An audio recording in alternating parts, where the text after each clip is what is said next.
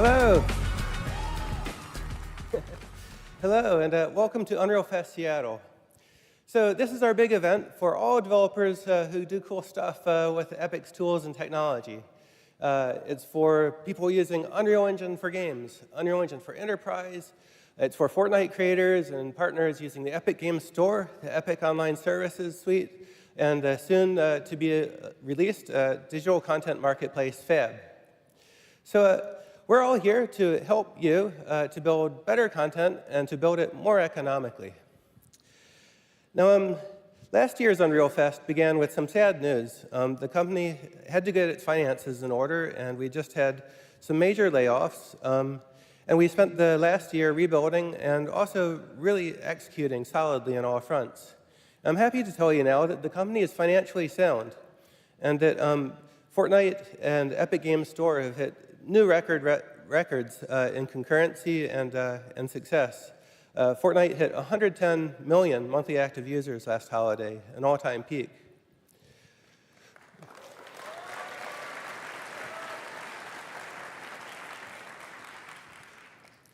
And this is all happening in the context of a game business that's rapidly changing in a way that we've only seen a few times in our lifetimes as game developers. It's a generational change, and one of the manifestations we're seeing right now is a lot of games are released with high budgets, and they're not selling nearly as well as expected, whereas other games are going incredibly strong. And what we're seeing, the real trend here, is that players are gravitating towards the really big games where they can play with more of their friends. And so this is a manifestation of Metcalfe's law. Metcalfe's law is the idea that the value of a network or a game or a social experience grows in proportion to the number of your friends that you can connect to. And in the world of gaming, that means you and your friends getting together and playing games, chatting by voice, attending concerts, and doing all the other kinds of cool virtual things online. And this trend, some people will call it the metaverse, and we're not all in agreement on what this means. You know, some people, when they hear the word metaverse, they think of what Facebook is doing with VR and now AR. Some people use the metaverse to describe everything they don't like about the current Fortnite season. But you know, when you look at what's happening in the world of Fortnite, it's new and it's exciting, and it's something that's never happened at this scale in the history of entertainment, with an original story that's evolving with original content, and also all of the world's brands participating and dropping in, with musicians reaching users, Disney and Star Wars and others, all coming together to create a world-class entertainment experience that's ever evolving and live. And that's really what we think that the future of gaming is about. And Epic's primary goal for this decade is to help all developers achieve what we've achieved. And our strategy for doing this over time is to share everything we've built with you so that you can do these same things. And this is not just a message to game developers, it's also a message to the entire real-time 3D content industry. Everybody who's doing cool stuff with real-time 3D has an opportunity here. There's film and television, which is now using Unreal Engine for virtual production on a massive scale. There's architecture firms, there's automotive companies, there's fashion, there's music, and there's gaming, both using Unreal Engine internally for their industrial enterprise use, but also reaching customers through the world of Fortnite and other Unreal Engine games. And the common thread linking all of this is that we all aim to reach the world with our stuff, and we're all using the same tools to make our stuff. And this is coming together in an unprecedented scale. I think Fortnite is just one demonstration. Other games are doing similar things, but as this is adopted more widely by the entire world, we think it's a growth opportunity for everybody and for a way out of the game industry's current malaise. And so I wanted to back up and talk about the long term, what Epic is going to be doing for the rest of this decade on the road from where we are today to Unreal Engine 6. And if you look around at everything that's happening, even here at Unreal Fest, you can see there are clearly two distinct threads of development going on. First of all, there's Unreal Engine 5 for high-end game development, targeting consoles and mobile and PCs, bringing ever more features and performance and capabilities to build world-class, photorealistic and stylized experiences of all sorts. And there's a new thread of development with the Unreal Editor for Fortnite, which is easier to use and aspires to build a new standards-worthy framework for game development, including the verse scripting language, very easy to use gameplay programming APIs that work in Fortnite now and will work in the broader context of Unreal Engine in the future, including the scene graph, which gives programmers access to everything that's happening in the entire simulation. And over the next few years, we're going to be bringing these two threads of development together, bringing together the best of Unreal Editor for Fortnite and its ease of use and pioneering, and the best of Unreal Engine 5 and even more high-end features that we build over time to bring Unreal Engine 6. And the aim here is to create new foundations for gameplay programming that are easier and also way more scalable, to create new foundations for networking, enabling scaling to huge simulations across entire data centers. And our other major aim for this is to bring together the different and disparate threads of development that developers face when they're making a decision about how to build a product. Do you build a standalone mobile game, a PC game, a console game, a game in Fortnite, a game in Roblox? We want to enable everybody to build a game once and then choose one or all, to ship it standalone in the app stores on all platforms, to ship it into Fortnite live, and to ship it even into other Unreal Engine 6 games which participate in this approach for the future. And we're looking at this not only as an Unreal effort, but as an industry-wide effort. And we're participating in standards bodies like the Metaverse Standards Forum and Kronos Group to define standards applicable to all engines and all digital content creation tools. The ultimate aim of this effort is to achieve technical interoperability between games and game engines of all sorts, and to achieve economic interoperability in an open system so that game developers can easily build experiences standalone or in Fortnite or anywhere in which purchases in one place are honored in other places. And the entire economy is an open economy where everybody can participate. Now, you've heard a lot about, over the last year, about the Disney partnership. Epic and Disney are working together to build a new Disney ecosystem that is Disney's, but is also fully connected to Fortnite, such that anything you get in one place can work in the other place, and your experiences aren't disconnected. You can have the same friends, the same items, and the same social experience as you go. And this partnership is just the first step towards an open system in which we and all companies and creators can participate together in the future as peers. And one really important aspect to this effort is Epic's fight to open mobile platforms to competition. Because for a vibrant digital ecosystem to exist in the future, we need fair competition and an end to these monopoly rent collectors.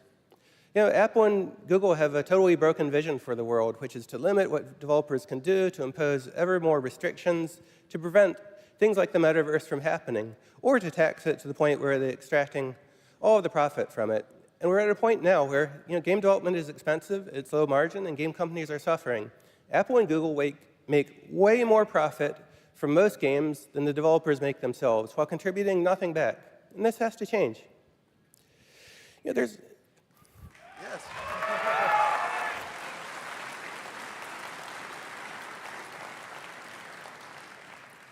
But if we also look back to our roots, I grew up programming an Apple II computer that followed the Steve Wozniak vision for Apple, not the modern bleak vision of Apple.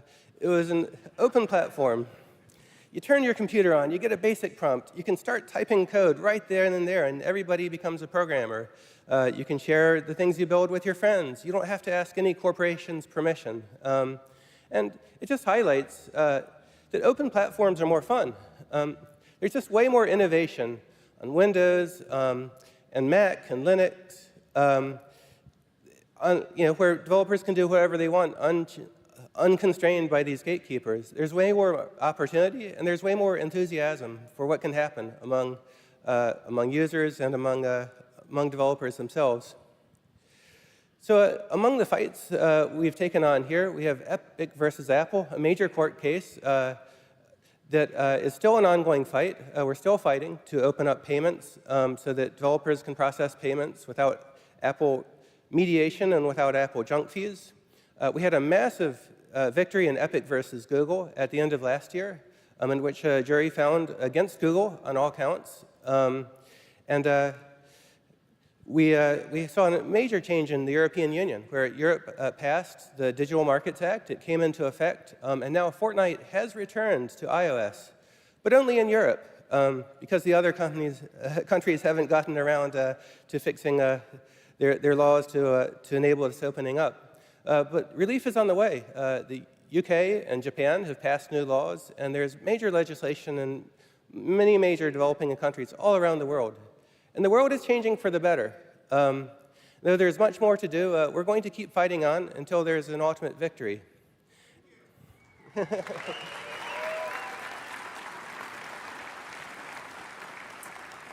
Thank you for the thanks. And now we're trying to use all of our capabilities in order to eventually bring victory on this. And one of the cool capabilities we have in this fight is the Epic Games Store. And I'd like to invite Steve Allison on stage to talk about the cool things we're doing with Epic Games Store now. Thank you. Oh my God. Wow. Hi, everybody. Thank you, Tim. Hi, I'm Steve Allison, and I'm the General Manager for the Epic Games Store. The Epic Games Store is expanding to become a multi-platform app store across PC, Mac, iOS, and Android. And on August 16th, we took the first step, launching on Android worldwide and on iOS in the European Union, thanks to the Digital Markets Act. We plan to expand our iOS footprint into the UK and Japan later in 2025. We launched this early version of the Epic Games Store on mobile with just our games, Rocket League Sideswipe, Fall Guys, and the return of Fortnite to mobile. And we want to get as many players as possible to install the Epic Games Store on mobile before launching the first wave of games from third-party developers this holiday. In September, the Epic Games Store set a new record for monthly active users, hitting 70 million, and we are on track to set a new all-time record for peak monthly active users in Q4 during this upcoming holiday season. And our team has been working tirelessly to bring key mobile titles to the store, and we're excited to give you a sneak peek at one today from our friends at Studio Wildcard. Developed by Grove Street Games, Ark Ultimate Home Edition puts all the content from the full PC and console mobile experience in the palm of your hand, including all the DLC. And we're thrilled to announce Ark Ultimate Mobile Edition is coming later this year to the Epic Games Store on Android, worldwide, and on iOS in the EU. You guys are awesome. And Tim just did a great job talking about all the pressure that our industry is under for margins and profitability and the really headwinds that we're all fighting across the board. And we are in a battle for fair distribution that is really about the future of gaming. And why? So that every project that you build and that you launch isn't a bet on the entire existence of your company. And this is truly a critical time of change. And the Epic Games Store is built to help you maximize every dollar that you earn. And as we expand and evolve into the first true multi-platform store, our core principles and programs come across seamlessly from PC to mobile, such as our base 8812 revenue share offered to all developers. You also have the opportunity to keep 100% of every dollar that you make if you use your own payment solution for in-app purchases. And with our opt-in exclusivity program, Epic First Run, you receive 100% of net revenue for the initial 6 months after release. And don't forget, Unreal Engine licensees pay 0% Unreal Engine royalties on all Epic Games Store sales using Epic's payment processor. But that's not all. There's really one more thing, and the reason I'm even here today at this keynote is to announce amazing new Unreal Engine pricing terms that will be game-changing for your business. Starting on January 1st of next year, we are introducing Launch Everywhere with Epic. And through this program, we are offering a royalty rate reduction from the standard 5% to 3.5%. And to participate, yeah, super cool. Thank you. And to participate in this program, you'll need to ship your Unreal Engine game first or simultaneously on the Epic Games Store on all platforms where you ship your game, and we have a store. This includes PC, Mac, and in Android, and in the future, iOS. And when you launch everywhere with the Epic Games Store, you benefit everywhere that you offer your game. This means eligible games will get the rate reduction across all stores, include Steam, and all platforms where you offer your game, and that includes all consoles. This is a powerful incentive for you to activate all of the incredible Epic Games Store opportunities and benefit everywhere. and we can't wait to work with you. I invite you to join Tim and me in just a few moments at 11 a.m. for our session with Aptoid and AltStore, where we'll talk about the changing mobile landscape and the new opportunities for developers. Thank you so much.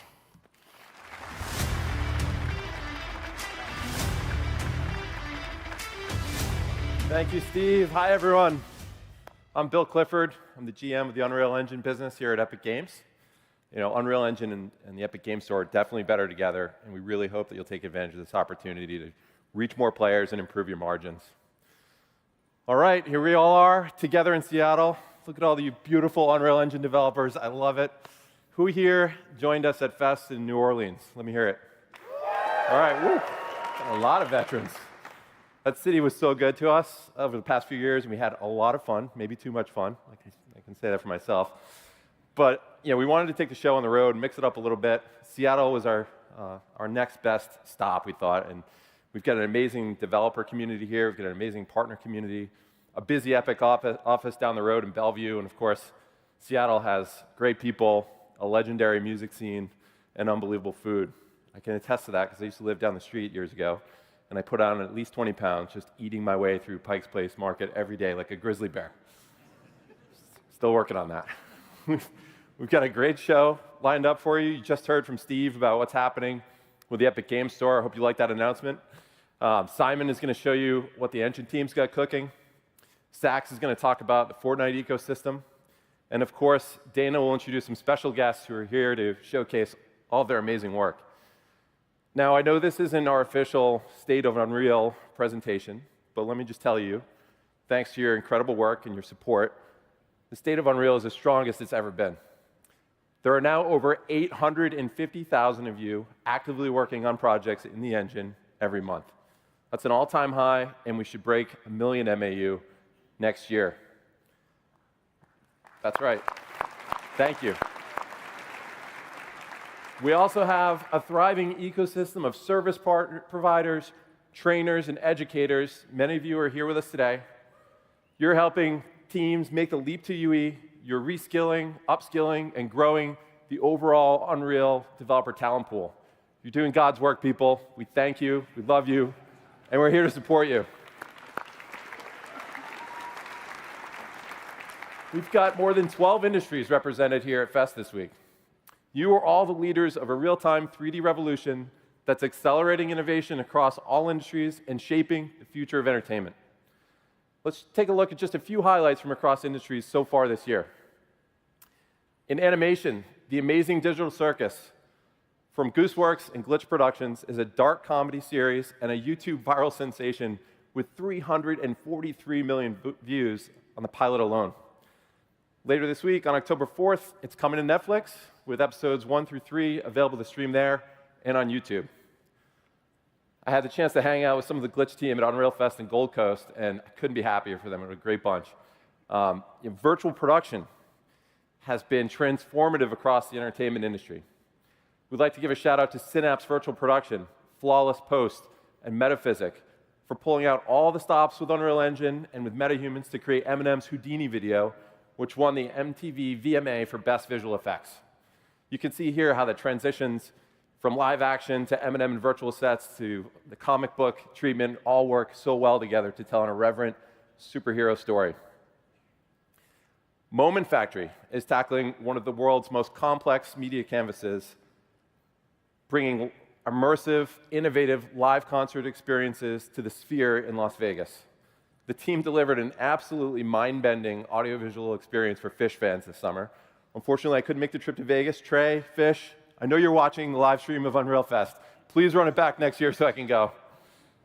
Now, shifting gears from psychedelic light shows to the scintillating world of aviation simulation, CAE, a world leader in flight simulators, selected UE5 to build its Prodigy visual system, which recently became the first game engine-based image generator to achieve Level D qualification from aviation authorities.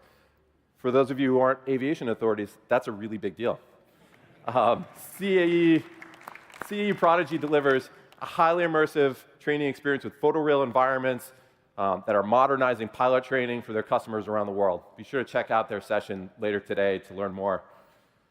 A few years ago, the North Face set out on a digital transformation journey to identify and pilot new technologies that had the potential to transform how they go to market with new products and how they engage consumers digitally. They used the Unreal Engine to create this virtual showroom experience in partnership with Pixel Pool, and this just scratches the surface of their work. This looks so real, it's unbelievable.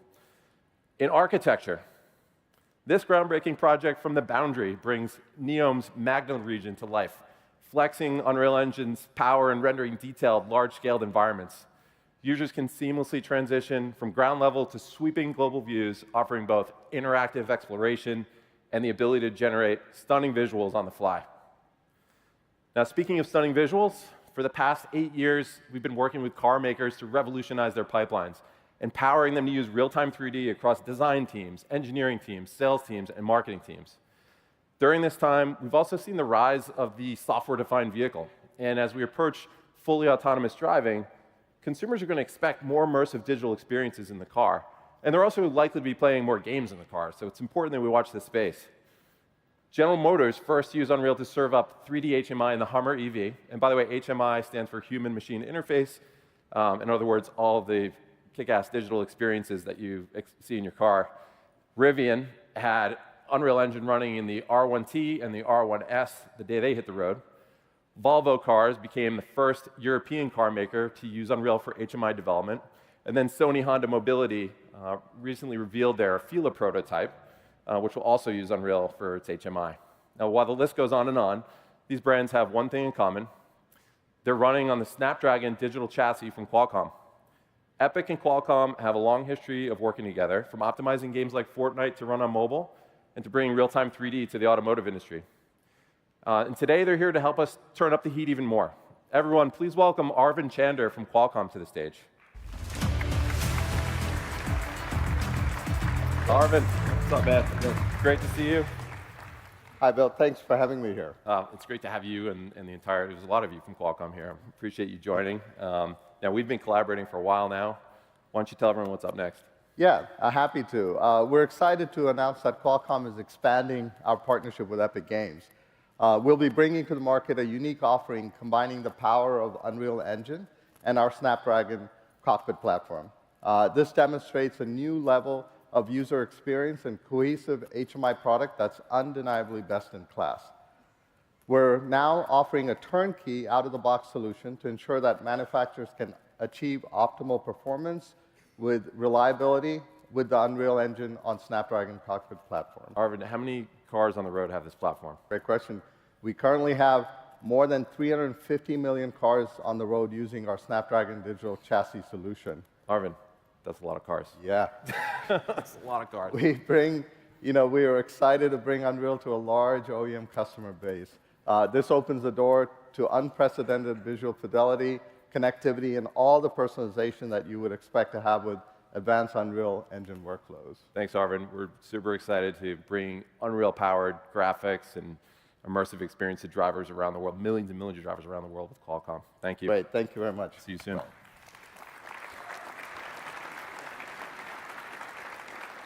All right, let's talk about what's happening in games. From day one, our mission has been to revolutionize the creation process for game developers. Since the public launch of UE5 in 2022, not too long ago in game development years, we've been working side by side with some of the most prolific studios in the world, like the Coalition and CD Projekt Red. Together, we're pushing the boundaries of the engine to help them create vast, open worlds and incredible stories without any compromise. More and more studios like Crystal Dynamics, EA, and Riot Games are moving beloved franchises to Unreal Engine to give fans next-level graphics and amazing new gameplay experiences. We're also seeing a lot of developers launch completely new IP with UE5, and these games are achieving staggering results. Black Myth Wukong has taken the world by storm, as we all know, selling more than 10 million copies in its first 3 days and breaking all kinds of player count records. Hats off to the game science team for just last week surpassing 20 million units sold. And we actually have a message from game science CEO Feng Ji about their journey so far. Don't worry if you don't speak Mandarin, we've got subtitles. Let's roll the video. 大家好，我是游戏科学的冯骥。回顾我们做过的产品，使用虚幻引擎开发黑神话悟空，可能是最正确的决策之一。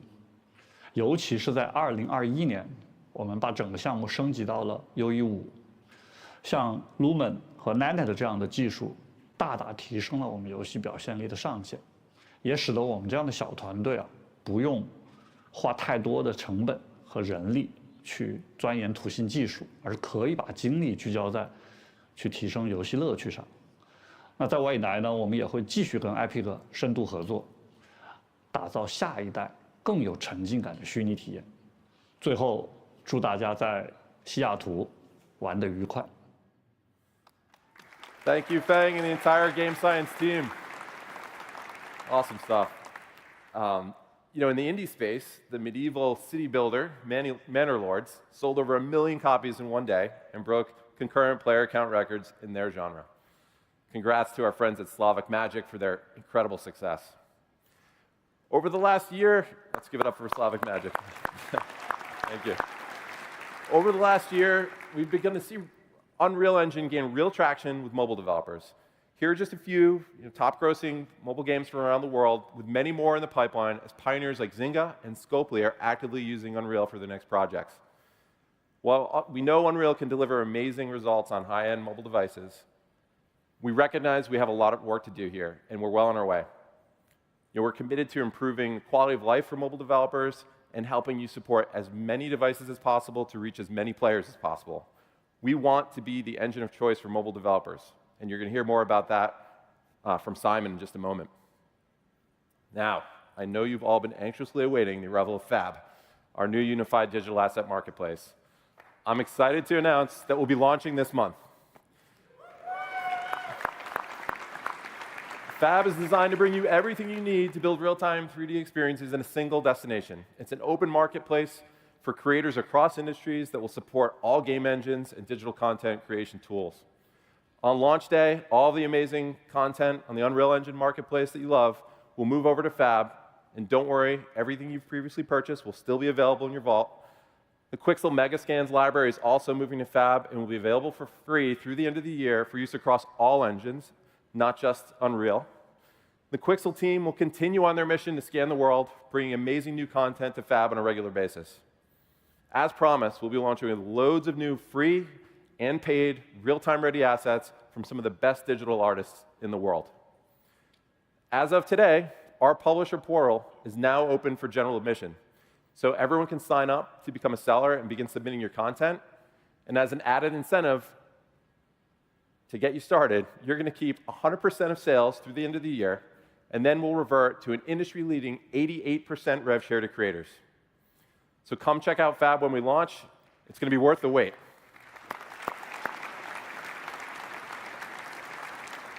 Now, Fab is part of a growing ecosystem of tools, services, content offerings, and distribution opportunities that are designed to help small teams do big things. We continue to invest in all these tools, and we're focused on integrating workflows to help you build great experiences that reach massive audiences. Twinmotion is our easy-to-use visualization tool that's seen a 75% increase in new users year to date. We've introduced new templates and features to support designers and storytellers across all industries. Believe it or not, what you're seeing on screen is all running in Twinmotion, made without writing a single line of code. Our dev team's objective is to reduce time to magic to a bare minimum for people with really no 3D experience. The team's making great progress doing that.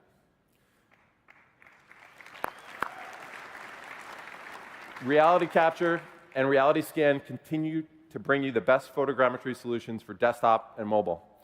We're now processing 45 million scans a month, with hundreds of thousands of high-quality models being exported.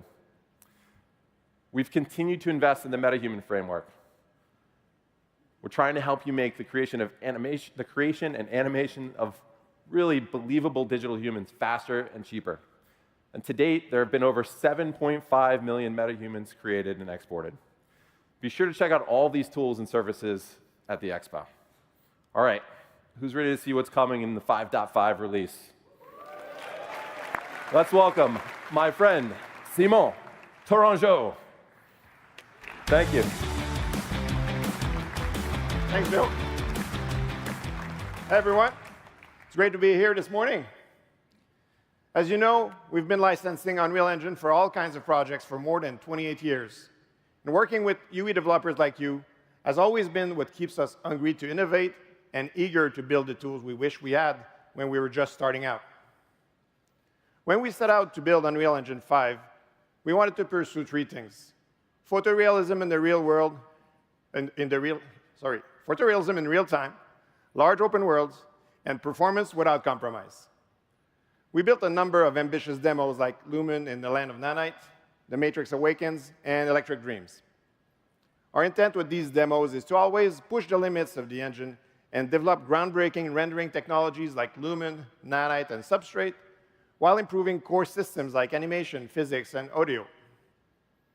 And shipping our own games across a wide range of platforms helps us improve and optimize Unreal's tools and workflows for our entire community. We're excited to announce that Unreal Engine 5.5 Preview 1 is available today.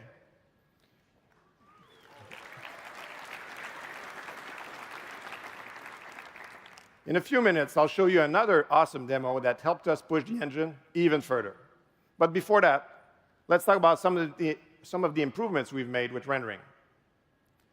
Back in 2020, Nanite made it possible to render highly detailed assets that look great from any distance without having to worry about polygon count and LOD generation, greatly simplifying the workflows.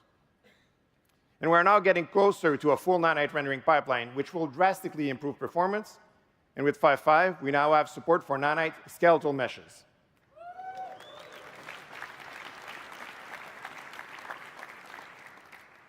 While this feature is still experimental, we've overcome many complex hurdles.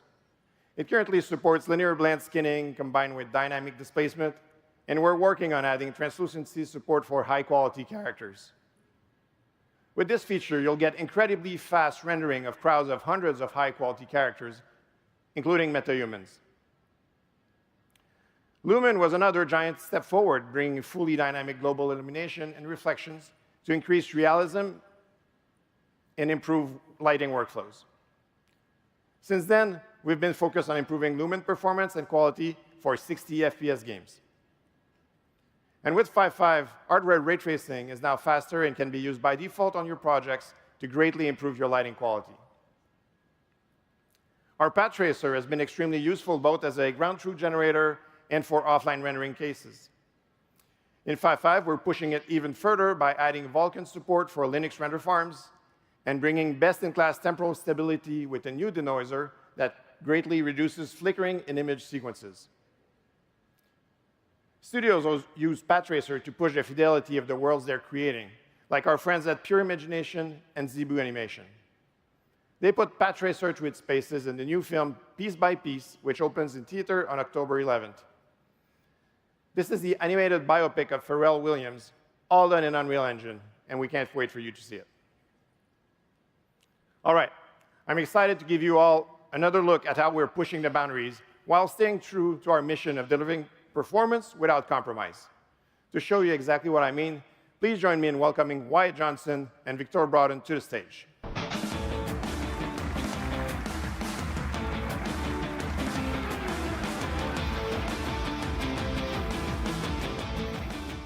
Thank you, Simon. Hey, Victor. Hey, everyone. Let's jump right into it. When we look at where to take Unreal Engine in the future, we start with the user, asking ourselves how the tools and the tech get out of their way as they bring their ideas to life. One challenging limitation for our creators has been the cost of shadow casting lights.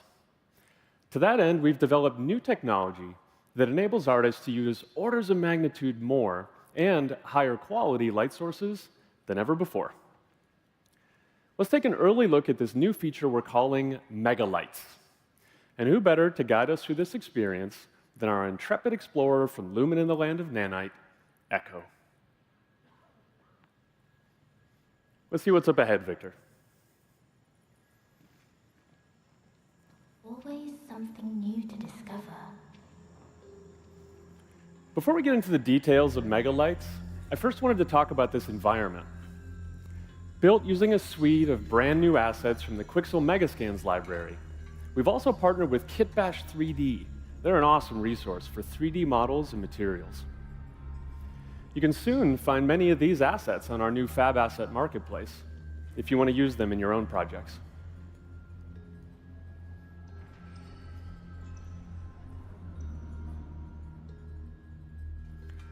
Moving on, let's talk megalights. Unreal Engine is at its best when users can express themselves without technical constraint. Like Nanite did for triangles or Lumen for global illumination, megalights removes limitation in a whole new category: direct lighting and shadows. Take, for example, these textured area lights, considered the gold standard of offline rendering.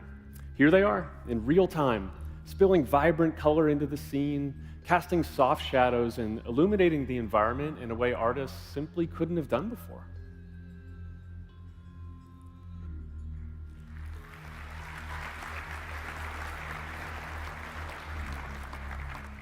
And a whole new tool in the Creator's Toolkit is huge, but that's not the only way megalights makes things better.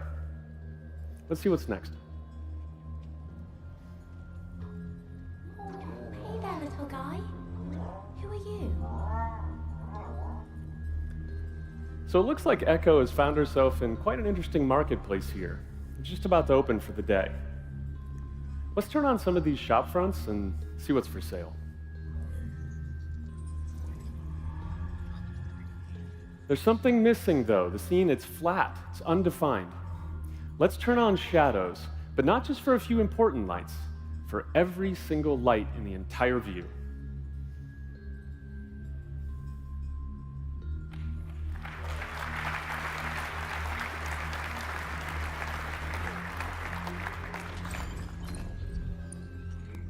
From these main shop fronts to the screens, the displays, the flickering oil lamps, string lights, candles, signs, we're free to use whatever lights we need to tell our story and bring this beautiful environment to life.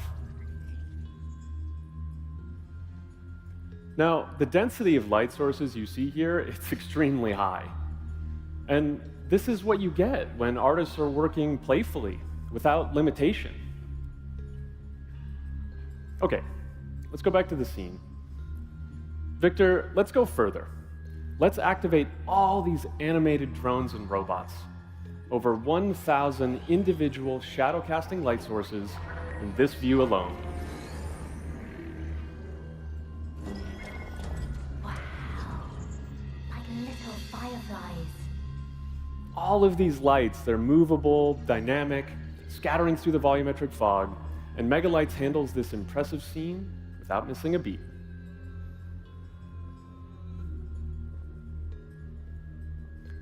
As we continue on, it's worth mentioning that removing these limitations around light count and shadows, it doesn't just apply to point and spotlights, but to area lights as well. Megalights enables artists to use area lights as freely as they would any other light source.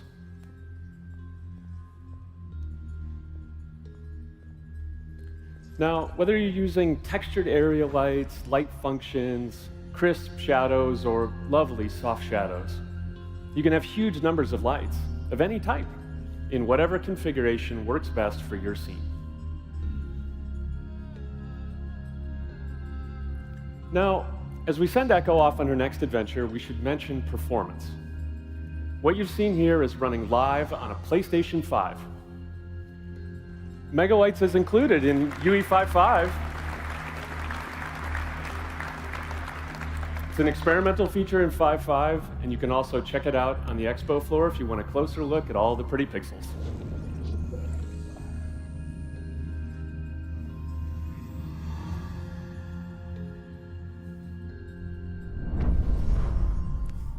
Thank you very much. Back to you, Simon.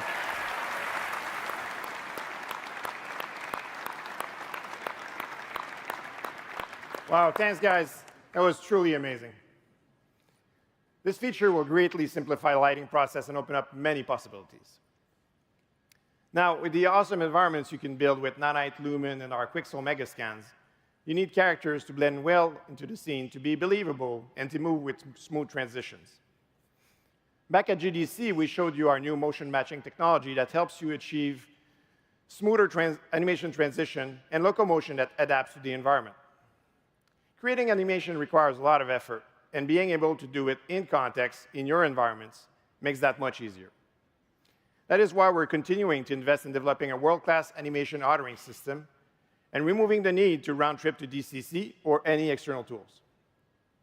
Some of the improvements we've made in 5.5 include deformers that are now much easier to use and can be added to sequencer with just one click. Time warp curves and animation layers have been added, enabling non-destructive editing on top of existing animation or mocap. Choosers help you make selections in animation blueprint systems. And finally, the skeletal editor is now production ready.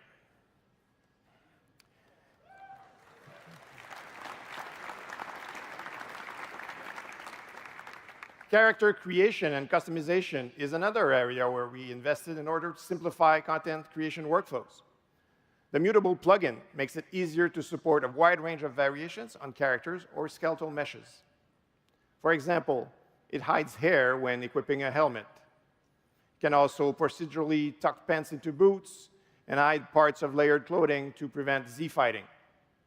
It reduces the number of draw calls by optimizing and merging mesh sections and textures. And all of this can be achieved simply by using a graph, reducing the need for your team to create character variations individually. This plugin will ship as beta in 5.5, and we've included a content sample to help you get started.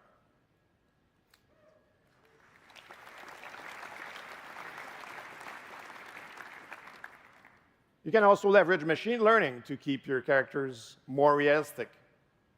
Our simulation system can be used to provide high-fidelity ML training data for clot and muscle deformation. And while we're talking about simulation and physics, in 5.5, we've added support for customizable vehicles that provide a building block-style assembly, giving you the flexibility to configure and customize your vehicles with ease.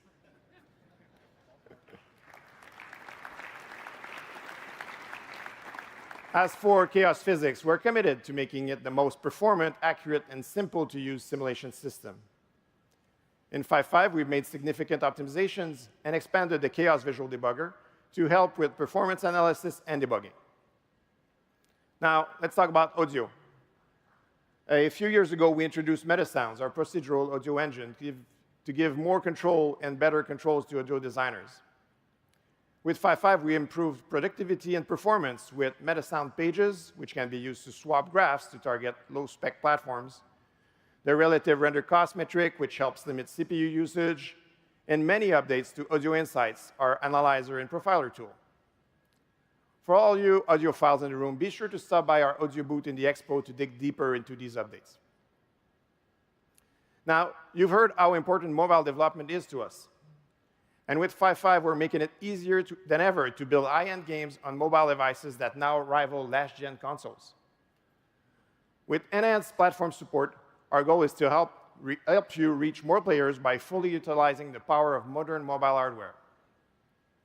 With Mobile Preview, you'll now be able to match device visuals, including resolution, aspect ratio, safe zones, mesh LODs, and texture details.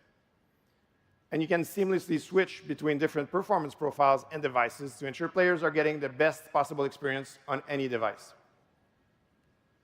And like Steve mentioned earlier, we brought Fortnite back on iOS in Europe. With this effort, we took the opportunity to optimize UE's mobile performance and memory even further. Being developers ourselves and creating Fortnite internally helps us make the engine better for all of us.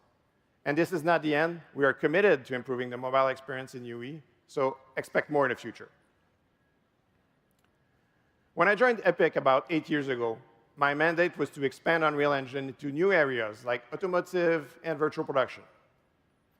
For automotive, we needed to have solid CAD import workflows and ultra-realistic car rendering. What started as a small effort has grown significantly, and today Unreal Engine plays a major role in the industry's visualization workflows. Let's take a look at a preview of a new BMW digital twin visualized with Unreal Engine. This is their new 5 Series, and as you can see, the car looks amazing in UE. This goes beyond color and option changes. This is a true digital twin made of over 20,000 pieces of the entire car, inside and out, imported into Unreal via the Datasmith CAD importer. With the power of UE5, we're taking a master model approach to automotive data that makes this pipeline repeatable and sustainable for manufacturers. And now that you've gotten a sneak peek, we invite you to the session here at UE Fest, where you'll be able to see this BMW project and workflow in more detail.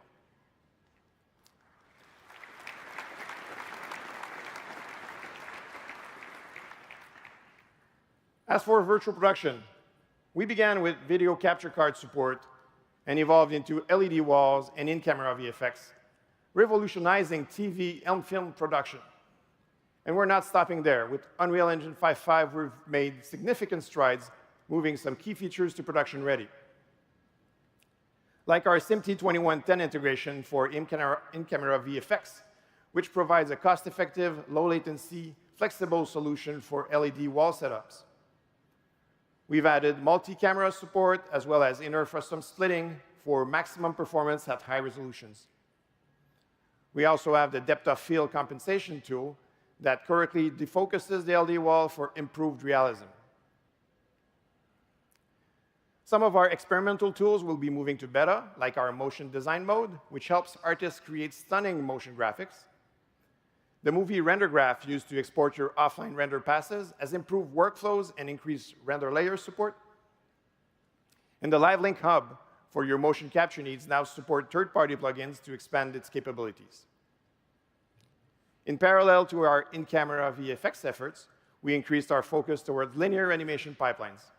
And we will continue to invest heavily in our animation authoring tools and offline rendering workflows. These updates offer virtual production teams more efficient, cost-effective tools for enhanced realism, faster workflows, and greater creative control. All right, that was a lot. If you want to dig in deeper to anything I mentioned today, as well as other exciting features, be sure to check out one of our many talks here at Fest. And as always, you can follow our roadmap for regular updates on what the team is working on. Unreal Engine 5.5 marks another significant step in our mission to empower creators to bring their visions to life and craft amazing experiences. Your feedback and the way you push the limits with each release drives us to keep improving the engine for everyone. We invite you to explore the 5.5 preview, experiment, create, and enjoy. And now, let's welcome Sax to the stage. Thank you.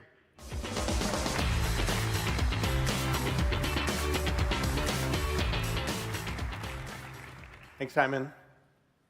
Hello, everyone. It's great to be here today at Unreal Fest to share what's new with Unreal Editor for Fortnite. We launched UEFN to enable creators to build their own games inside of Fortnite and be compensated fairly based on player engagement. Many of you here in the audience today have helped expand what's possible with UEFN. Let's take a look at some of the amazing content so far.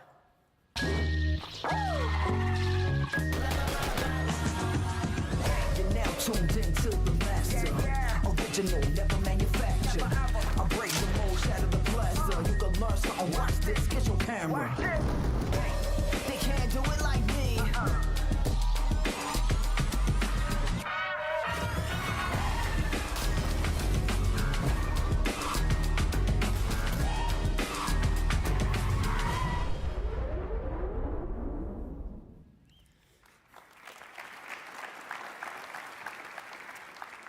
We want to put the most powerful tools into your hands as we continue to make Fortnite the most creator-friendly ecosystem to develop and launch games.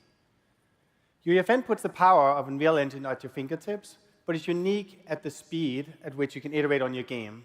You can rapidly prototype in UEFN, connect to the live Fortnite environment on PC, console, and mobile with no dev kit needed. So let's start with an update on how we're working to improve discoverability of your games. So a key aspect of finding success within the ecosystem is how your content is surfaced to players in Discover. That's the interface where Fortnite players can explore and find their next favorite game. We recently launched new Discover features to get your island in front of the right players with personalized recommendations updated hourly. And with over 400 new islands releasing every single day, improving Discover has never been more important. We have a lot more work to do. Behind me, you will see part of the redesigned version of Discover that will launch soon, and you will be able to, and we'll continue to iterate to enable players to find new genres that they love, including deeply regional content. You can learn a lot more about the new features at the Discover Talk on Thursday at 11:45. So once players discover and play your game, the economy will reward your success. In Fortnite ecosystem, it's simple. If players play your game, you get paid. We're continuously working on new features that empower you to deliver highest quality content and help you build and manage your business in Fortnite. As of today, we've had 134,000 islands published with UEFN, and we paid out $479 million to creators. Thank you. The central hub to manage and grow your business is the Creator Portal. Recently, we've added more key analytics around impressions, clicks, and section duration in Creator Portal.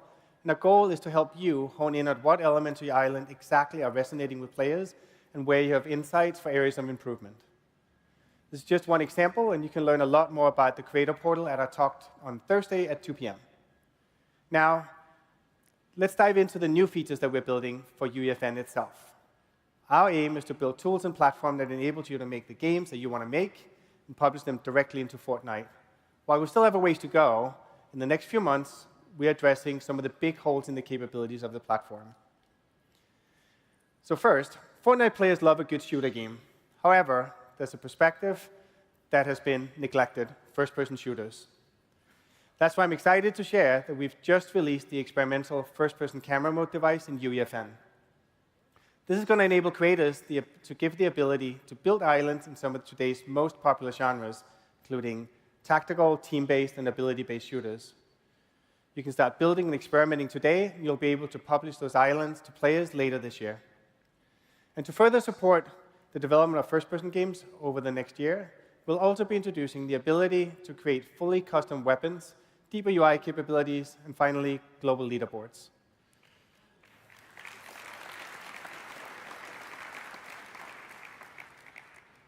Shooters is just one genre that players love. More casual experiences are fast gaining popularity in the ecosystem. On average, about 1/3 of time spent playing creator-made games is in non-combat games now, and that share has been growing over time. So let's talk about what we're going to do to enable more of these genres. We're focused on making it easier to create casual and social games with the introduction of text chat coming very soon.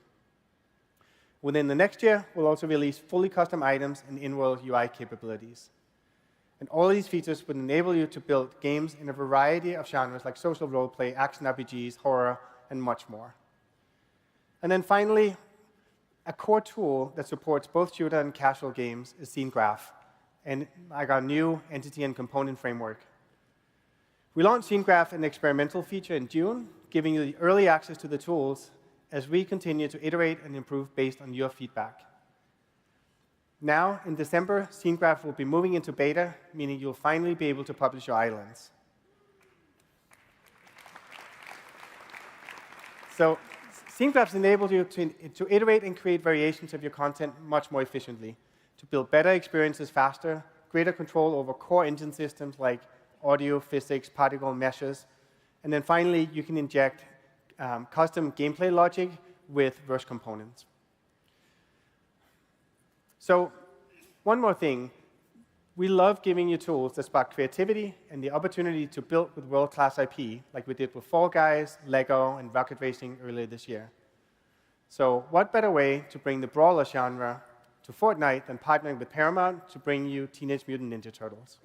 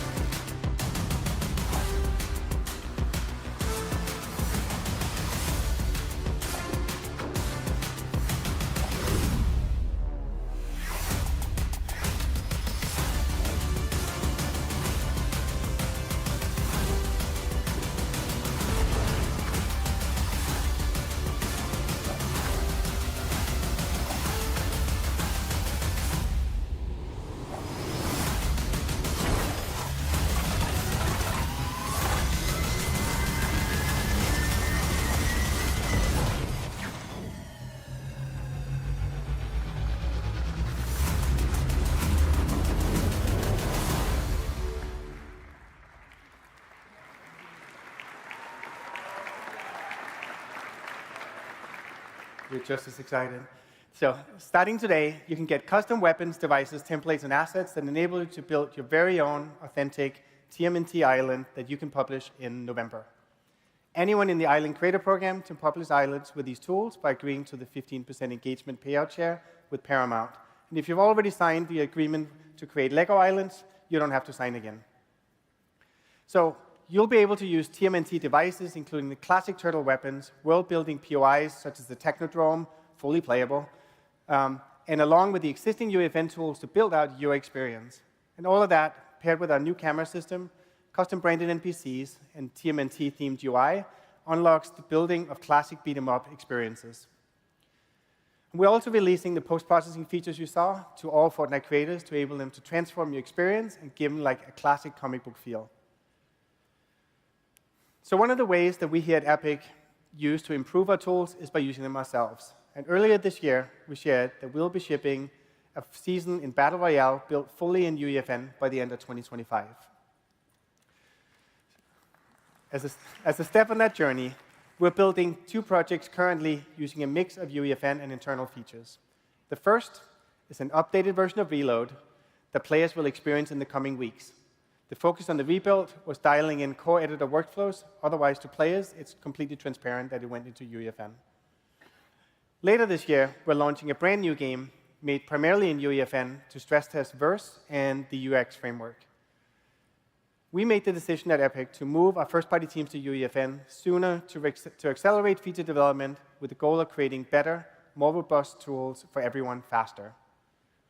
Right now, it might seem that UE and UEFN are still really far apart, but Verse, Scene Graph, and the APIs that we're releasing in December are all part of the foundation for the future of UE6. This incredible community of creators is expanding what's possible in Fortnite and beyond. Thank you for your tremendous contributions to the Epic ecosystem, and thank you for your time. And now, please welcome Dana Cowley to the stage.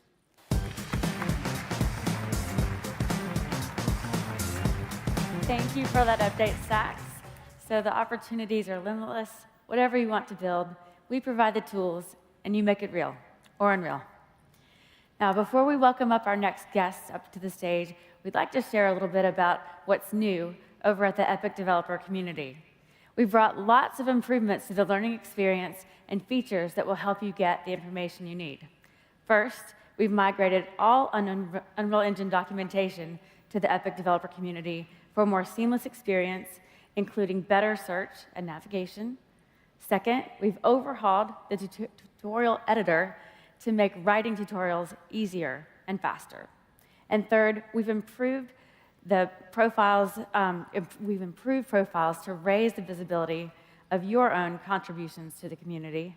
And on top of that, we've launched the user directory to help you search over 1 million profiles, and you can now use team profiles to promote your studio. And today, we're happy to announce that we have launched an all-new hub with dedicated resources to throw our support behind small and emerging developers with big ambitions. Epic for Indies is a new space for independent game developers within the Epic developer community, and we invite you to learn all about the new perks, get to know each other, share your knowledge and ideas there. In addition to the forum, please check out the new learning library. The hub is really for developers across all engines, stores, and services. Doors are open, and we're going to be bringing you monthly live streams with industry guests, hosting office hours with our technical teams, and so much more. And in case you missed it, this summer we hosted Project Titan, an open-world art jam in which over 500 talented artists contributed over 60 gigs of meshes, textures, materials, animations, Niagara particle systems, all of which we will be releasing for free to you on Fab later this year. Thank you. Thanks. Moving on with the show, this next team is really pushing on what it takes to build persistent online social worlds. Mainframe Industries has a legacy that includes working on some of the most celebrated AAA and massively multiplayer online games. And over the last few years, they've been hammering on UE5 with the goal of giving players limitless possibilities to make the world of PAX Day truly their own. So please welcome Thor Gunnarsson and Shulka Haro to the stage.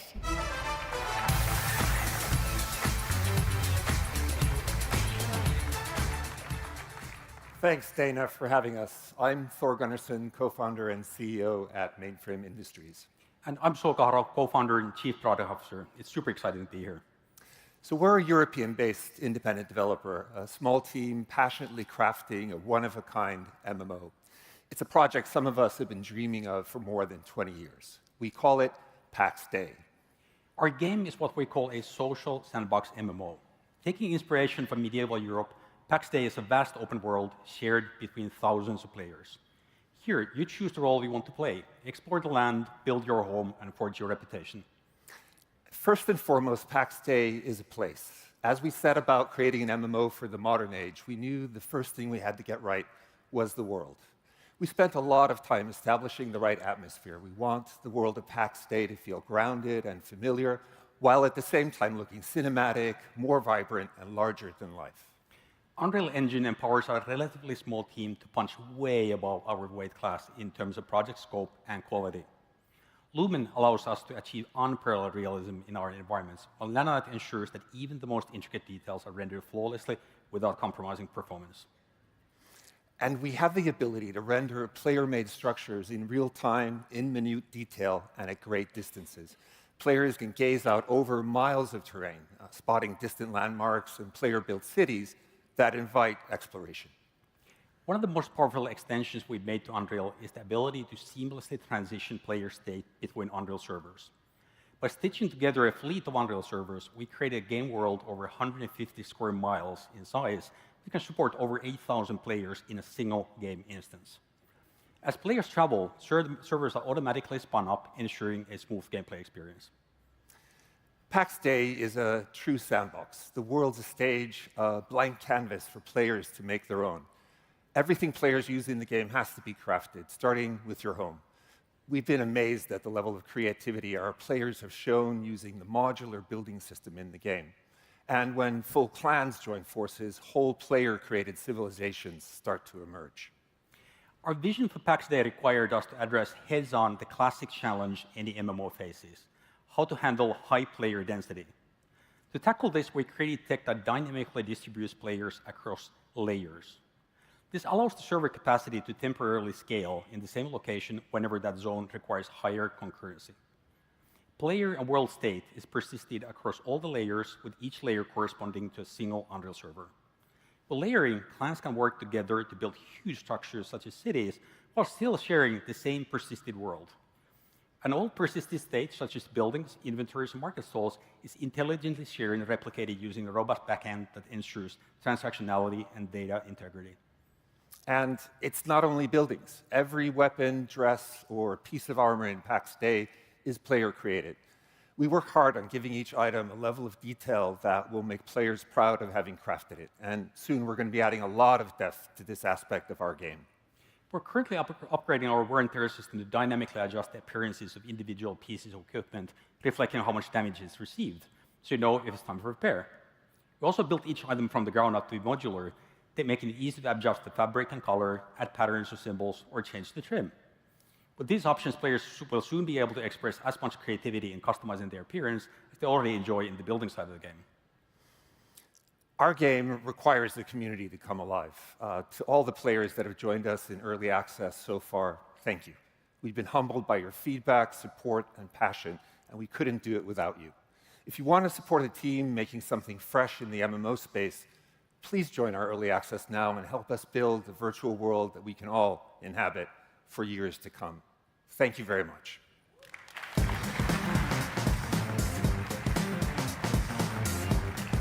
Thanks so much, Thor and Shulka. All right, now it's your turn to go build something fun in PAX Day.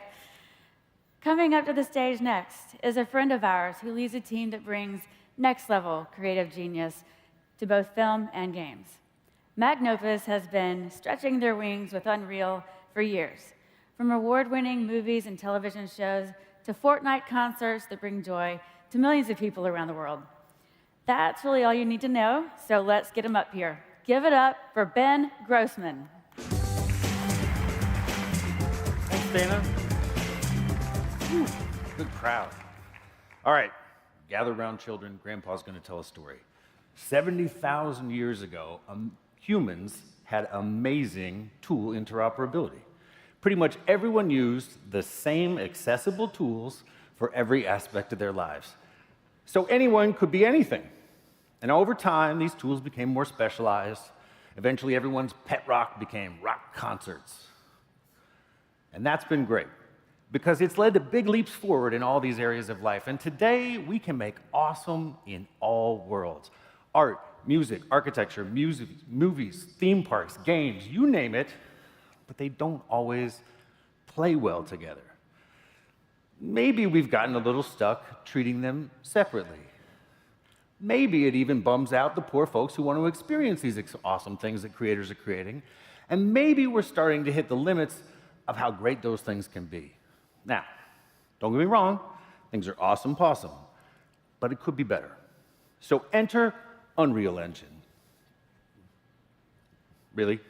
We're highlighting the greatest creation tool invented since the dawn of civilization. We're just gonna pop the logo on like that, like we're not at some festival celebrating the apex of humanity. Let's try that again. Unreal Engine. I felt that one. I felt it. There you go. That'll do. Now, you've seen today that creators are using Unreal Engine to make awesome stuff. Awesome stuff. And now that we're able to use a common tool in all these different parts of life, we've unlocked some pretty cool possibilities. It's time to bring back a new era of interoperability.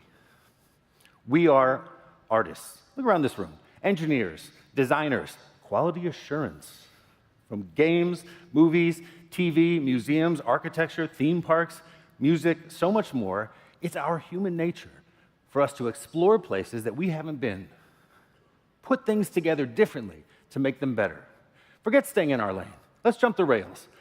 This year, we used Epic's latest technologies to mash up games and music to create an experience with Metallica called Fuel, Fire, Fury. And we collaborated with the great team at Harmonix and Fortnite. But because we did it in UEFN, we didn't do anything that you couldn't do too. Syncing the music around you to music is addicting, and now is brought to you by killer features like Fabric in UEFN. So as a creator, you can decide where's the line between music or game, and if there even needs to be a line at all.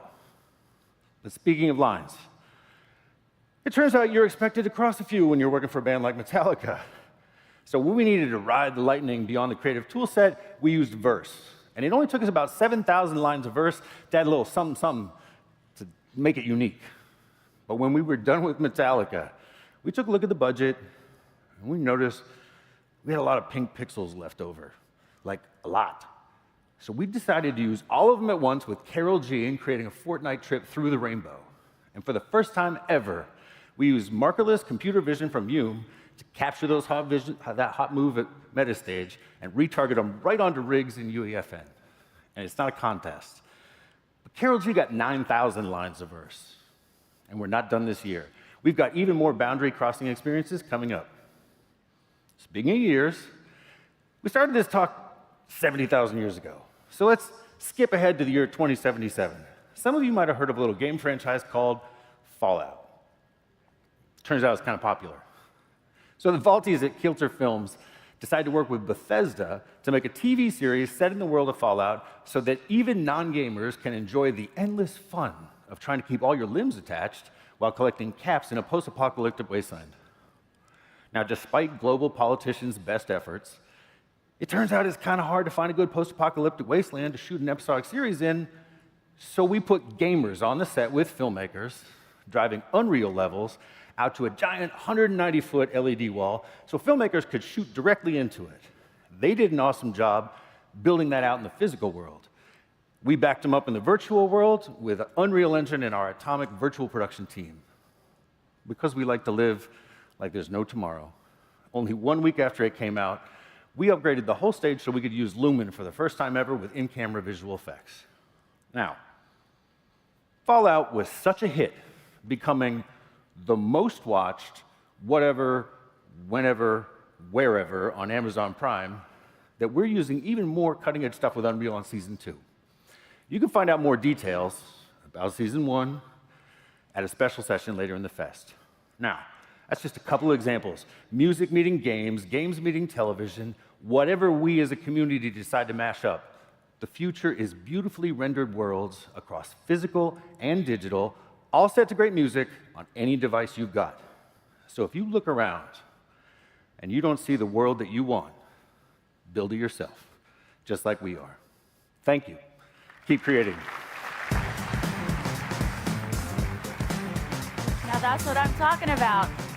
We're building it, you're building it, we're all building it together. So we are massive fans of the world-class game development studio that our next guest leads. They create insanely cool worlds from the ground up with total authenticity. And nobody does it like Riot does. So we are honored to welcome Anna Donlan to the stage.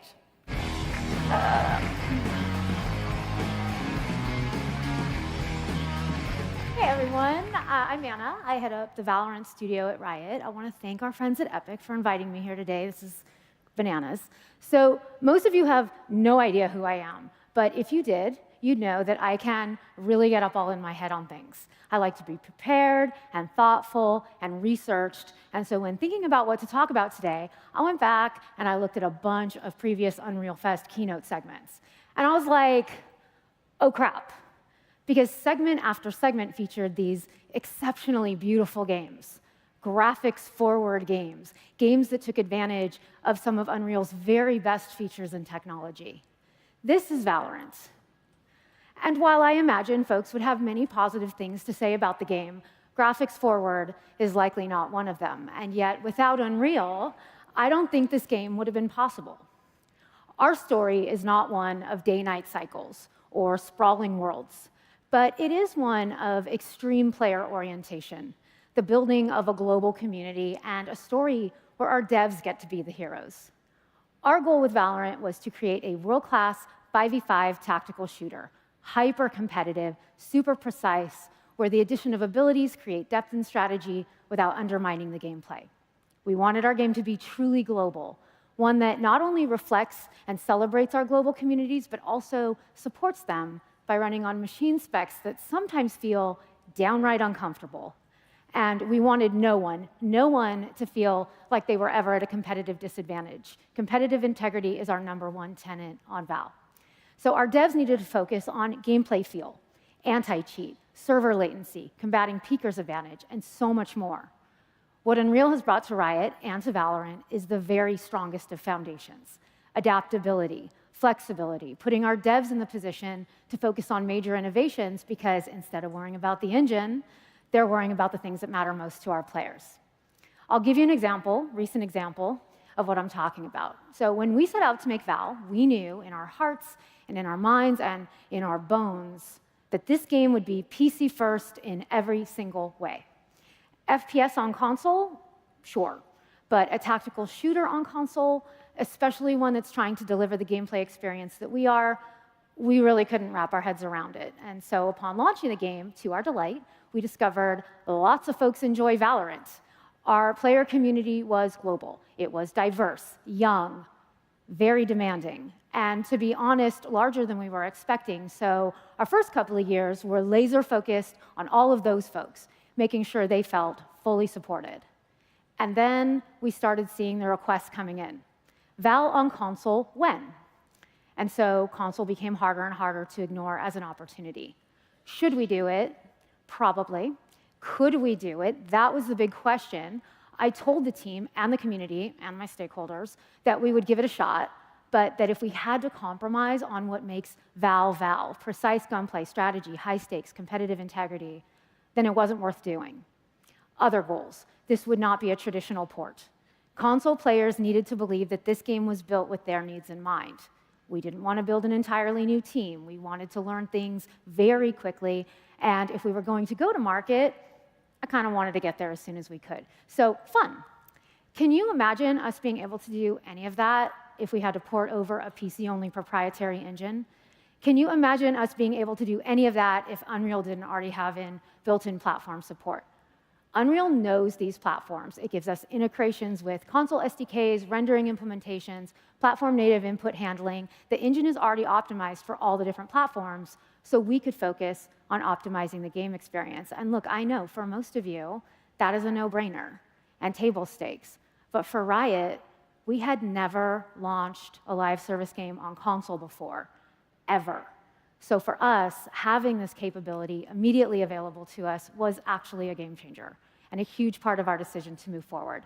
Once again, our devs could be heroes, focused entirely on what sets Val apart from other games in the space.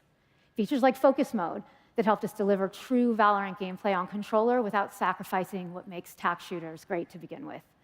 Flexibility, adaptability, rock-solid foundation, capabilities that allowed us to learn a ton of things so fast and get to market very quickly. Millions of players are playing Val on console now, and we owe a huge part of that to our relationship with Unreal. So Valorant has been on a rocket ship since launch. It's actually incredibly humbling. Here we are, just 4 years in, played by over 35 million players a month all over the world on all manner of PCs, and now on PlayStation and Xbox, bringing major esports tournaments to all corners of the world and doing awesome music collaborations with folks like Zed and Gravitz and so many more. We have a team stacked with incredible world-class developers, Unreal developers, where the engine provides them the foundation required to make the very best experiences. And our teams at Riot are working so hard to make Valorant more than just a game, but a meaningful part of players' lives for decades to come.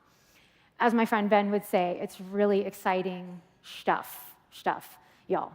So look, I know that there was absolutely no lumen shown in this particular presentation. No nanite, no animation motion matching. I could not rattle off a list of UE5 features that are transforming Val as we know it. Wait, actually, can anyone guess what version of Unreal Val is on right now?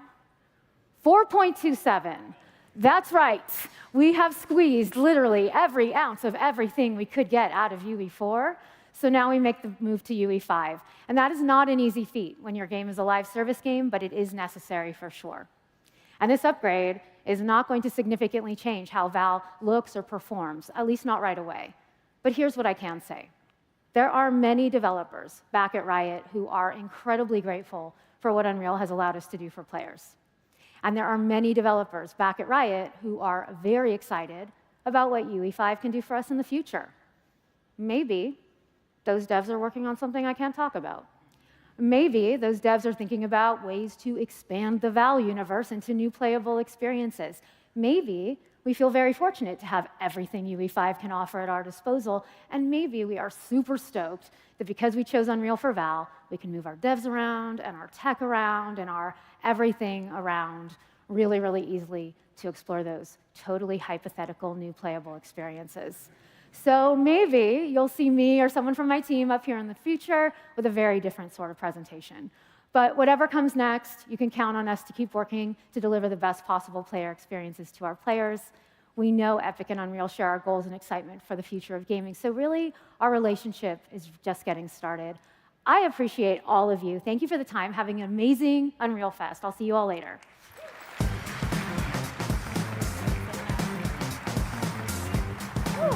Thanks, Anna.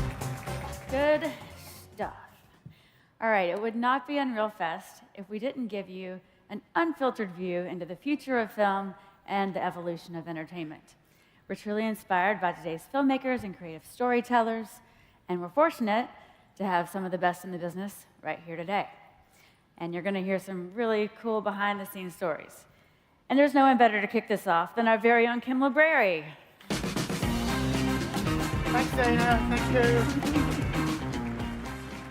Wow, a lot of people. Hi, everybody. It's been an incredible year for Unreal Engine in film and television. Today, over 800 film and TV productions have used Unreal Engine to create cinematic magic. We're looking forward to upcoming releases, including Witches, Mufasa, Venom, and I'm particularly looking forward to Pharrell Williams' incredible movie, Piece by Piece, that not only looks fantastic, it was generated entirely in Unreal Engine. Even the final pixels that you see on the screen were UE-based. The past awards season saw 3 out of the 5 Emmy nominees for outstanding visual effects using Unreal Engine. And as you all know, our dream at Epic has been to create a tool that empowers all storytellers across all forms of entertainment, enabling them to transport their characters and worlds to whichever destination their imagination takes them. In this new world of transmedia storytelling, it is incredible to see a new generation of filmmakers embrace these capabilities, even to the point where some of them are actually hands-on in Unreal Engine. One such director is here with us today, known for The Maze Runner, and more recently, the awesome Kingdom of the Planet of the Apes movie, our friend Wes Ball. Wes, come up to the stage. Hey, man. Hey, Wes, how's it going? All right, we're going to do a little fireside chat. Take a seat. Hey, everybody. Okay, Wes, tell us a little bit about your journey as a storyteller and filmmaker. Yeah, I mean, so I grew up in the 90s, during that giant digital revolution, with like movies like Jurassic Park and Terminator 2 and Matrix, of course. Yeah, I know this guy worked in something about Matrix. And so, it was just so inspiring, like what was you were able to achieve and stuff. So I kind of taught myself this software, like in my case, Lightwave 3D and After Effects. And so, I've been messing around with CG and VFX since I was just basically a kid. But it was really in 2012 when my career really started, when I made this little short called Ruin. Oh, let's have a look. And so this thing, which maybe some of you have seen, this is like 10 years now, but this was incredibly ambitious for me when I didn't know anything basically, and it was quite a challenge, to build up the system that I could actually achieve this stuff. And it still looks fantastic 10 yeah, years later. I look at this today, and all the difficulty that I had back then trying to pull this thing off, alone in my little computer, I would do this in Unreal today. You know what I mean? So it shows how far we've come, actually, to be able to pull this stuff off, But so this short kind of went viral, and it kind of went online, and everyone saw it, and that's how I got invited by Fox Studios, onto the lot, and they kind of, we were talking about a feature version of this thing here, and in that meeting, someone pulled me aside, and they kind of, it's like a drug dealer or something, they pulled out this little book, and they gave it to me, and they said, hey, read this, take it home, read it, and then come back to us and tell us what you would do with it. And it was The Maze Runner. Oh, wow. So that's how I kind of got into my first movie, basically, was this crazy little, fantasy, series of books.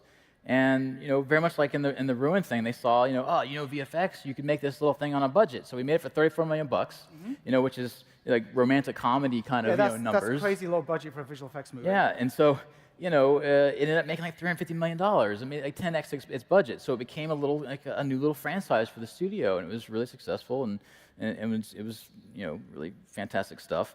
Funny story though, on this game, this was in 2013 when we were starting this thing. This was the first time that my introduction to real time, is where it came about, because one of our previs guys said, I think we should talk about doing a lot of our previs using game engines instead of like the traditional kind of that OpenGL. was about when things were starting to kick off for Unreal. And so that was a radical idea, and I didn't even appreciate how radical it was.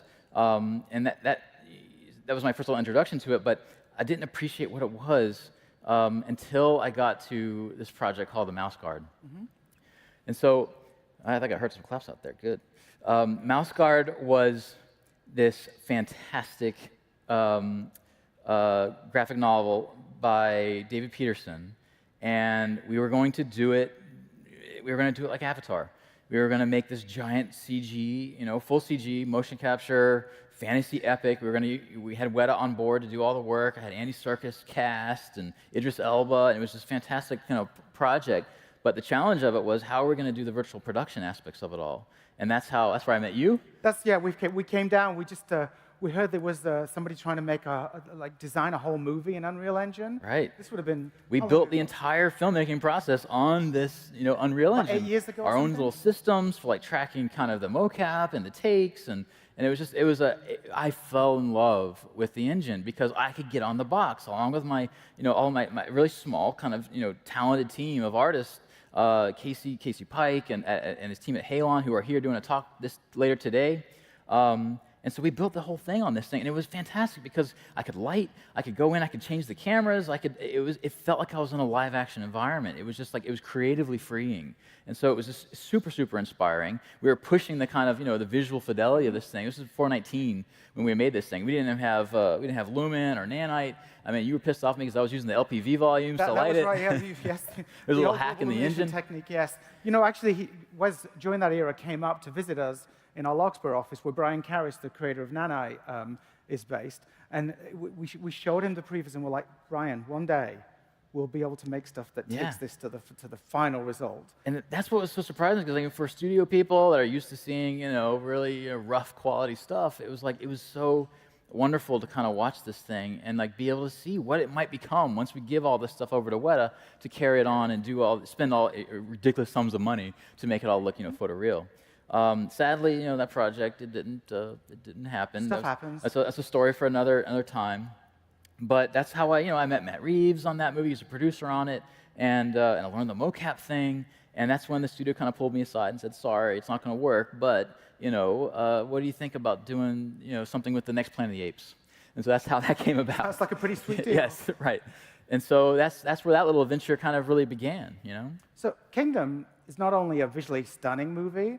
One of the things that I loved about it is I really believed in the characters and the world. And that's no mean feat when most of the pixels that you're generating for many of the shots are fully computer generated. I remember, during the very beginning, when you started on the movie, you showed me. I called you up, yeah. Oh, yeah, you called me up, and it was during the pandemic, yeah? So we're on a Zoom call, and he's like, check this out. And he shows me this. And I'm like, so this shot you're seeing here in the bottom is my Unreal shot, and the top is the final. But this was before we even had a script. And this, I think, is the power of Unreal for me as a tool. It's a tool of discovery. I just kind of grabbed some marketplace assets. I used some of my stuff from Ruin, and I just made this shot. And I thought, this is the way we're going to start the movie. And so to be able to go to the studio and say, hey, look, here's not just an idea. Here's a visual idea that actually looks pretty damn good, and just get people excited about it, And so we did that. Of course, we did with Halon and all of our previous guys, the same guys from Mouse Guard, actually, and a lot of the same guys.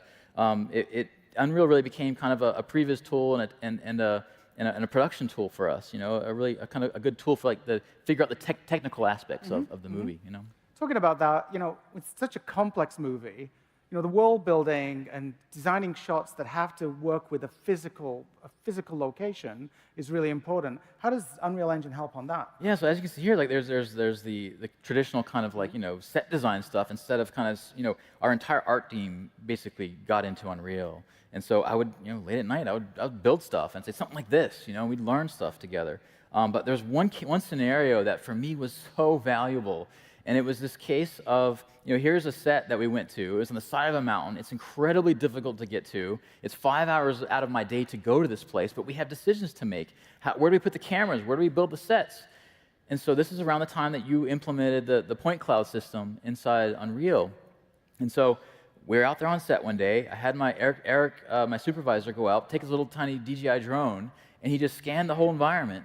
And then within a couple hours, when we got back to the office, we had a point cloud of the set inside the engine where I could fly around, I could find my shots.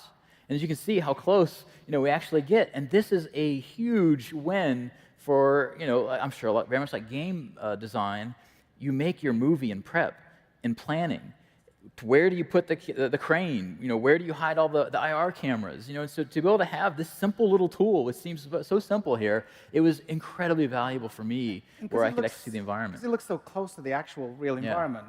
It's great for all the different departments that you work with. Fantastic. Back when I was making Matrix, everything was flat shaded, gray shaded, wireframe. And I preferred the point cloud thing over the traditional kind of meshing thing, because that one, that takes forever. It never quite matches. But here with this point cloud thing, I could see where basically the leaves were and all that kind of stuff. And I could go even further fidelity, but we used it all throughout the movie, and I'll be using it again, of course, on whatever comes next. But it worked. The movie, you really, really believe in the design of the shots in the world. Okay, well, what's next for you?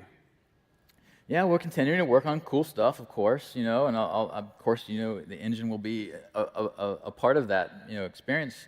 But right now, the biggest thing that is really taking up my time is this fantasy movie based on, it's a little game, a series of games. An indie little game. Yeah, called Legend of Zelda. So, yeah, that's taking up our time, and it's going to be fantastic. But that dream, whether it's Zelda or whatever whatever else we're working on, that dream of doing Final Pixel all Unreal is still alive and well. So we'll see what happens. It's interesting you mentioned Final Pixel, as our next guest knows a little something about that, and taking UE projects and making them something that can actually render the final pixels for your content. So let me introduce the co-founder of Blur Studios, the director of the first Deadpool, the creator of Love, Death, and Robots, and the upcoming Prime anthology, Secret Level. Please welcome to the stage our friend Tim Miller. Yeah. Hey, Tim. How's it going, man? Hey, dude. All right, Tim. I swear this is not going to take long. I'm not going to go back and relive my childhood. I know. I swear. I know it's almost over. We're almost over. So you two know each other, yeah? Yeah. Yes, I've tried to hire Wes about We've known each other 12 for times. over 10 years. Like, it was ruined because I have looked up to Tim since I was, That just makes me I sound know. I'm old, sorry. man. I'm sorry. Come on. But you were always been doing some just incredibly inspiring stuff, and so I remember coming to you and saying, "Hey, here's my short room. Can I make one of your things?" You said no. Actually, you said I had to start from the bottom and work way up. Cool. Yeah. And that's when I went after did the meeting. I hate these guys. They're like, no, I want to direct. And I'm like, yeah, sure you do, kid. So Tim, just for those that don't know you or Blur, tell us a little bit about the studio. Let's not talk about Tim. Let's talk about Blur, because Blur is awesome. It was a simple dream. You want to do creatively interesting projects as an artist, and I thought that unless I started my own studio, unless I had the freedom to make really stupid financial decisions, I would not be able to follow my creative dreams. And I always wanted the choice to say, look, we can pay everybody, but we're not going to make any money, but this is fucking cool. It's worth it. And to do that, I needed that freedom, and so Blur was born. And it's a terrible short-term strategy, let me tell you, ladies and gentlemen. But it's an excellent long-term one. Honestly, I think you did a lot of game cinematic trailers. I think you inspired a lot of our gaming industry as well as the movie industry as to what's possible and also set the look for the future of games. Many games now look like the cinematic stuff that you made all them years ago. I know. I hated it when we would do cinematic stuff and the game community would go, fuck you, you're cheating us. That's not what the game looks like.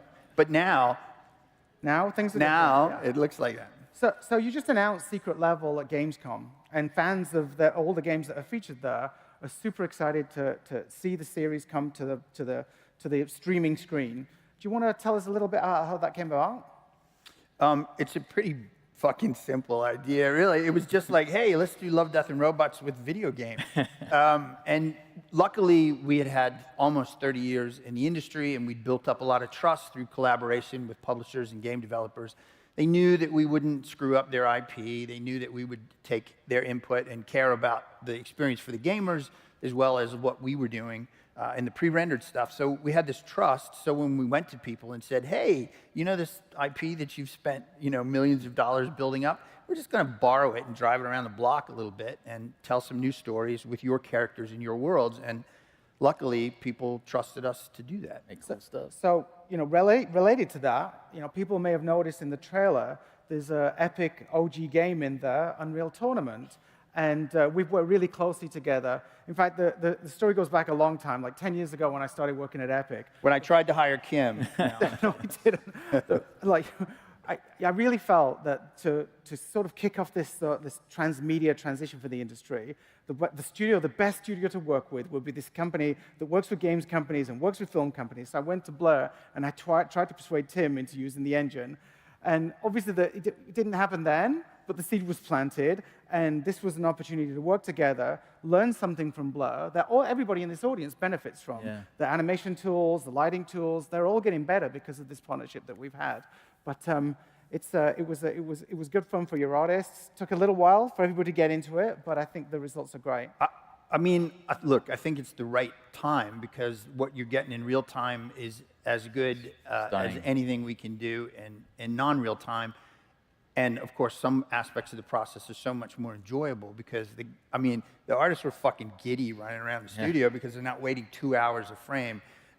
They're waiting, you get 24 a second or 30. The thing I love about it, because we do all our cinematic content at Epic in the engine, is that it's sort of immersion in the content. Because you can fly anywhere, you can change the lights, you can pose the characters, you feel like you're inside it, just like live action. That was my experience. It felt like live action because on set, we'll kind of go to a location, and then we'll kind of move the camera over here and find something that we never even thought of before when you're planning it. And so that chance to be spontaneous is like, you're always looking for happy accidents to make something feel real. I know it sounds all crunchy granola, but there's this thing called flow that people talk about, and it allows you to stay in the flow. You don't have to go get a coffee while you wait for a render. Hey, I don't think the audience wants to hear us just chat forever. Yes, so they do. We should probably Yes, show they them do. something. Tim, do you want to explain what they're about to see? Okay, so Kim told you, he did, I said, hey, you want to be in secret level? And Kim said, yes, but only, motherfucker, if you do Unreal Tournament, and Blur has to do it. You have to do it at your place, and you have to build an Unreal pipeline, to which I said, great, because I've been waiting for a reason to do it. And Epic said, we won't let you fail, which is a beautiful thing. So, and they didn't. They were incredibly supportive. The artists had such a great time. So we did a great Unreal Tournament. I'm so proud of the whole series, but Unreal Tournament in particular. And we decided that just for Unreal Fest, we would like to do something just for the Unreal fans. So in our homage to Unreal Tournament, we build the opening fly-in to Leandro Stadium, as it was in the game, but just a little better. And then, so Wes told me I got to say this. So what you're about to see is all in Unreal, Final Pixel. Amazing. All done in a very short time with a very small but very focused and crack great Navy team. SEALs That's of so awesome, production. so dedicated. Okay, let's roll it.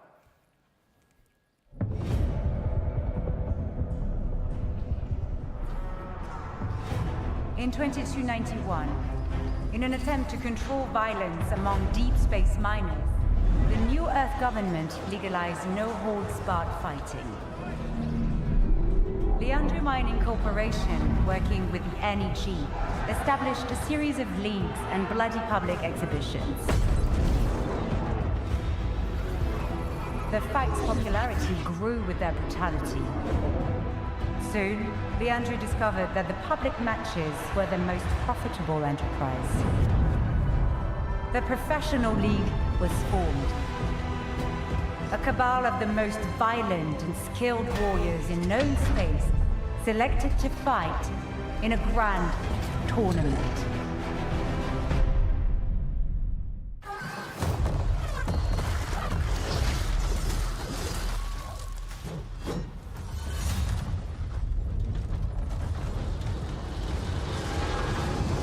It's time.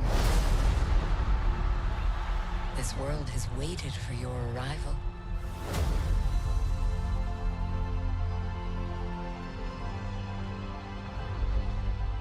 It is you. You will open the door. Because you are the chosen.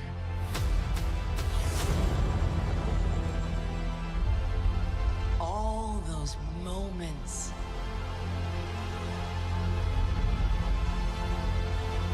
It's a new adventure.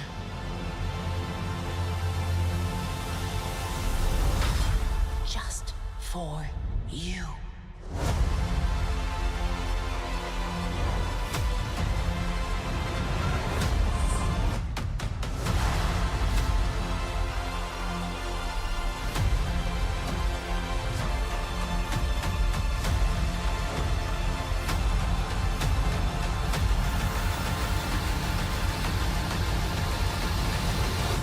Come in. You have a game to play.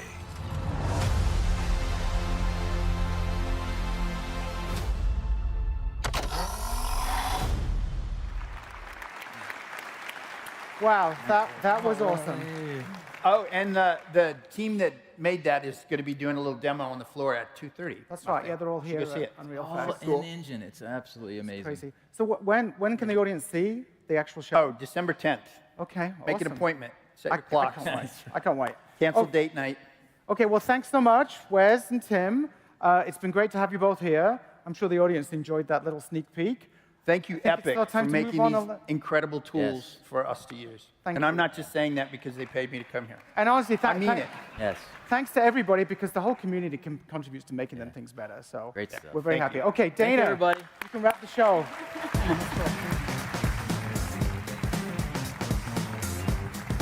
Well, you know, if the secret level animated series doesn't give you all the nostalgic feels, I don't know what will. We just want to say thank you so much for kicking off the show with us. And a big thanks to everyone who made this possible, especially our diamond sponsor, AWS, our platinum sponsors, Nintendo, AMD, Rive, Sony. We appreciate all of you tuning in online and would love to see you at one of our fest events around the world. But before you go, I am thrilled to share some exciting news that we are shaking up the fest schedule. Our flagship event is moving up, and we will be back with Unreal Fest Orlando next June. So mark your calendars for June 2nd to 5th, 2025. We hope, thanks. It's going to be a blast. We hope you make the most of the next few days and leave inspired. For all of you here in the room, there's so much for you to take in over the next 3 days, including over 160 sessions. We're live streaming dozens of talks, and most of the sessions are being recorded for posting on the Epic developer community and on YouTube. Be sure to explore the expo while you're here. You'll find hands-on demos, lots of tools in action, and an amazing interactive experience reference at Weta FX. Got to see that. And you can visit the Unreal Underground, where you can grab a cold beer, check out the party wagon, play arcade games, snap some selfies at the photo booth. And we'll see you at tonight's networking reception and tomorrow's Unreal Fest party at the legendary Mopop Museum. Buses leave at 6:45 from the Convention Center. We also encourage you to download the mobile app for the daily schedules. Thanks again, everyone. Enjoy the rest of Fest.